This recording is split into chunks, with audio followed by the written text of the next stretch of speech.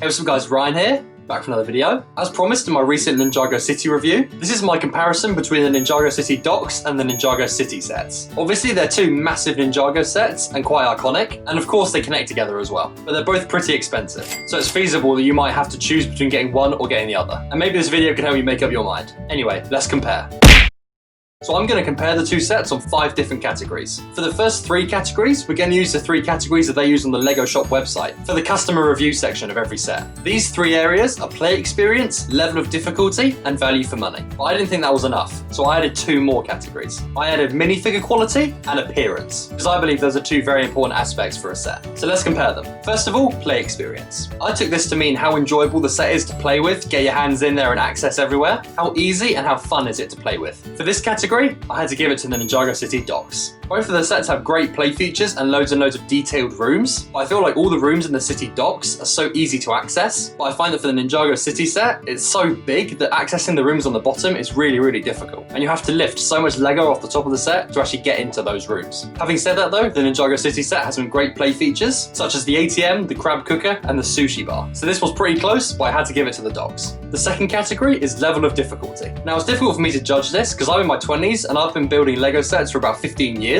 So to me, neither of these sets were very difficult. And honestly, I couldn't really pick them apart. Both sets have a fair bit of boring work of putting down the clear blue tiles to make the water. But other than that, nothing sticks out in my mind as making one set more difficult than the other. So for me, this is a tie. The next category is value for money. So I'm going to use the retail price of both sets, not the current price, because obviously those fluctuate wildly now that the sets have been retired. So I'm going to analyze both the price per piece and price per minifigure in both sets, so we can make a decision as to which is the best value for money. First of all, let's take a look at the Ninjago City. This set has 4,867 pieces, 18 minifigures, and was priced at £259.99 when it was released. This works out to a price per piece of 5.3p and a price per minifigure of £14.44. Now let's look at the Docks. The Ninjago City Docks has 3,553 pieces in it, 13 minifigures, and retailed for £199.99 when it was released. This translates to a price per piece of 5.6p and a price per minifigure of £15.38. This of course means that the Ninjago City set has better value for money in terms of pieces and minifigures. So overall, the set that's best value for money is the Ninjago City.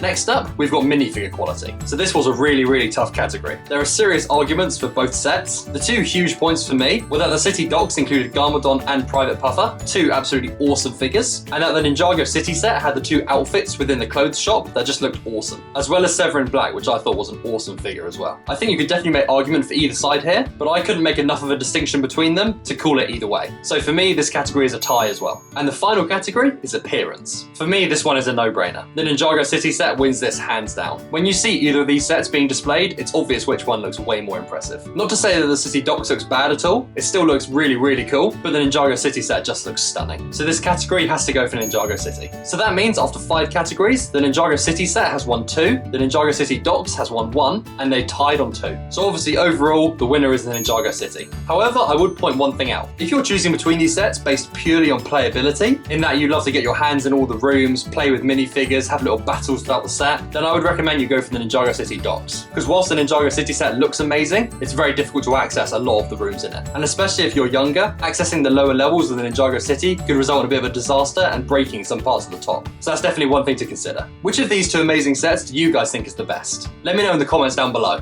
As always, thank you so much for watching. Smash that like button if you enjoyed the video, subscribe if you're new, and I'll see you in the next one.